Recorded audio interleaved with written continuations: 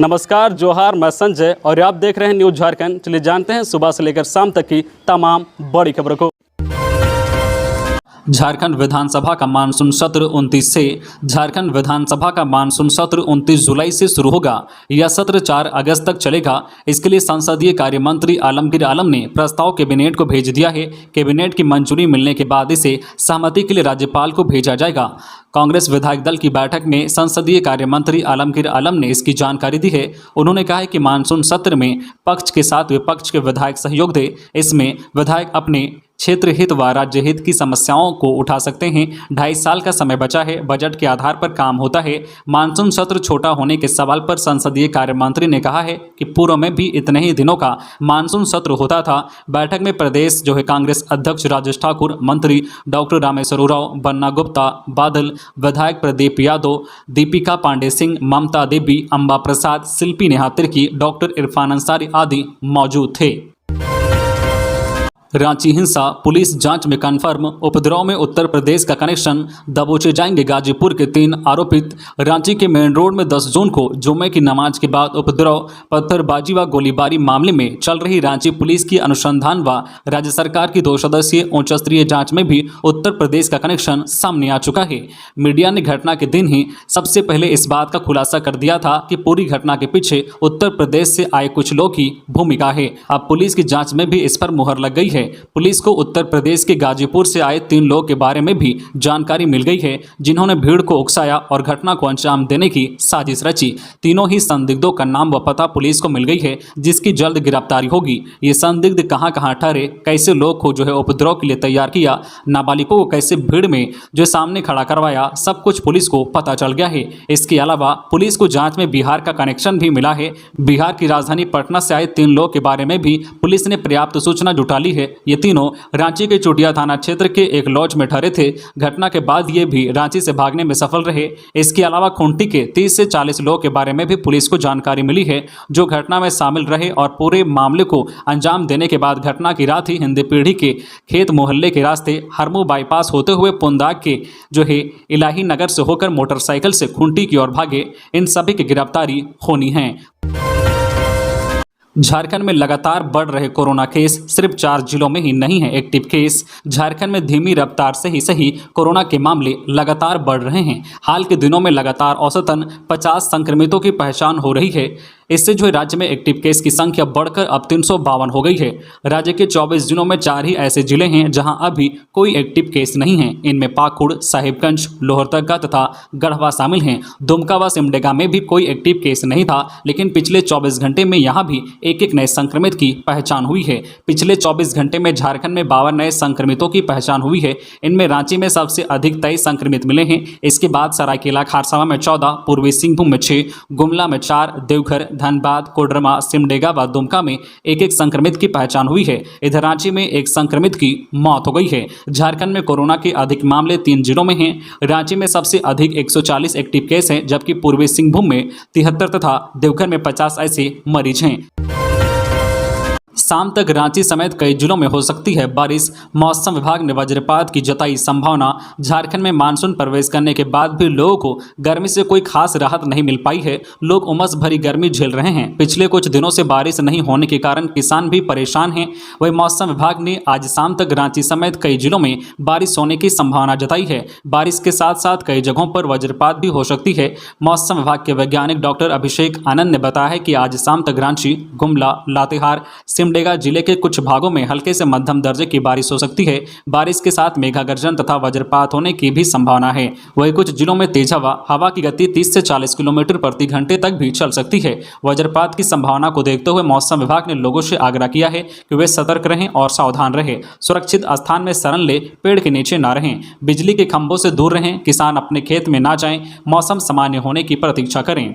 खबरों में आगे बढ़ने से पहले आपसे रिक्वेस्ट है कि अगर आप चैनल को सब्सक्राइब नहीं किए हैं तो प्लीज चैनल को सब्सक्राइब करके बेल आइकन प्रेस कर दे, जिससे आपको झारखंड की हर छोटी बड़ी खबर का अपडेट आप तक पहुंचता रहे। चलिए बढ़ते हैं खबरों की ओर।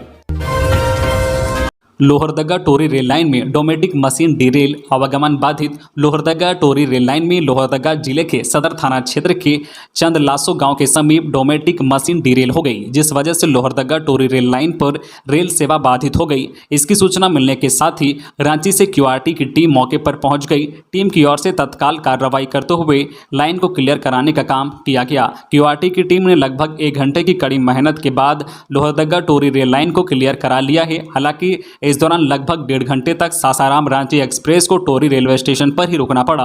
1.5 घंटे तक रेल अधिकारी व कर्मियों ने तपती गर्मी में खूब पसीना बहाया, जिसके बाद इस रूट को क्लियर कराया जा सका। लोहरदगा टोरी रेल लाइन में रेल सेवा बाधित रहने से यात्रियों को परेशानी का सामना करना पड़ा। झारखंड के आईएएस अधिकारी पर छेड़खानी का आरोप। इंटर्नशिप करने आई छात्रा बोली, खुंटी एसडीएम ने किस करने की कोशिश की, गलत नजर से घूरा। झारखंड में आईएएस अधिकारी पर किस करने की कोशिश और छेड़खानी की कोशिश करने का आरोप लगा है।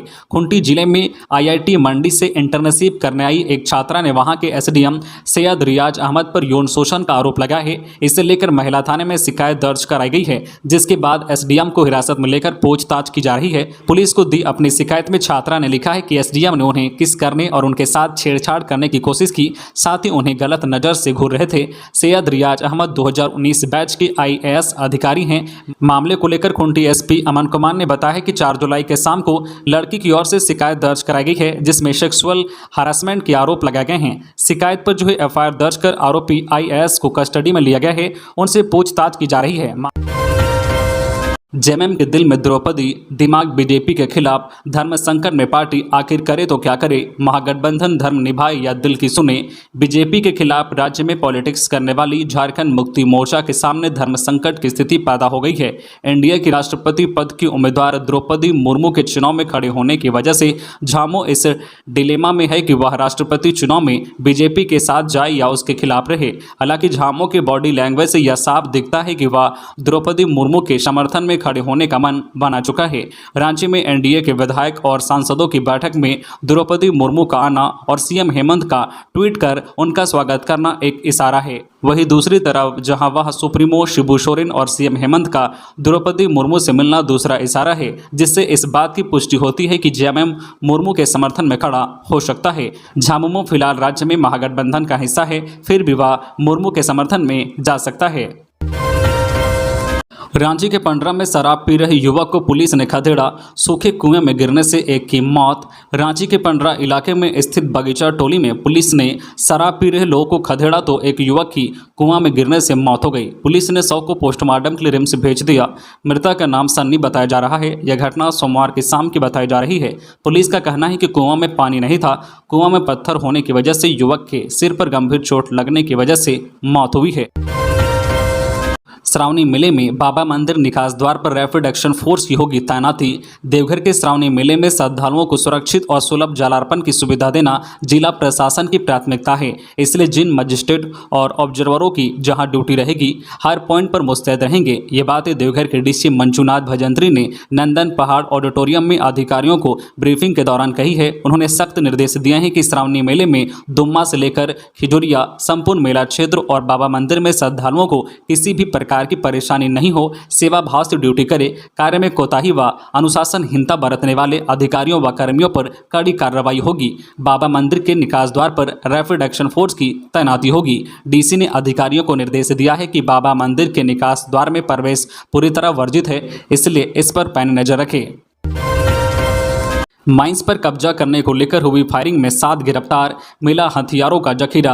बिहार के नवादा जिले के रजौली थाना क्षेत्र के शारदा माइंस में वर्चस्व जमाने को लेकर हुई गोलीबारी में शामिल अपराधियों को पकड़ने में कोडरमा पुलिस को बड़ी सफलता मिली है। शारदा माइंस में कब्जा जमाने को लेकर 2 पक्षों में जमकर गोलीबारी हुई थी, जिससे ग्रामीणों में दहशत का माहौल था। घटनास्थल झारखंड बिहार की सीमा पर था, जिसमें एक पक्ष कतार कोडरमा जिले से जुड़ा था। इस मामले में एक पक्ष के 7 लोगों को पुलिस ने हथियार के साथ गिरफ्तार कर लिया है, लेकिन दूसरा पक्ष अब भी पुलिस की रडार से बाहर है। दरअसल पुलिस कप्तान कुमार गौरव को सूचना मिली थी कि बाइक से 3 युवक हथियार के साथ तिलैया से कोडरमा जा रहे हैं। पुलिस ने होली फैमिली हॉस्पिटल के समीप काले रंग की पल्सर पर सवार 3 लोगों को रोककर पूछताछ की और तलाशी ली। तलाशी के क्रम में बाइक सवार सोनू खान, प्रिंस खान, आशु सिंह के पास से 2 अवैध पिस्टल, एक 2 नाली बंदूक और मोबाइल बरामद किया है। इन तीनों की निशानदेही पर बबलू पांडे जो है मिस्टर अंसारी, मोहम्मद शुहेल, मोहम्मद इसराइल की गिरफ्तारी की गई है। साथ ही अवैध हथियार और विस्फोटक भी बरामद किया गया है। गिरफ्तार किए गए सभी आरोपियों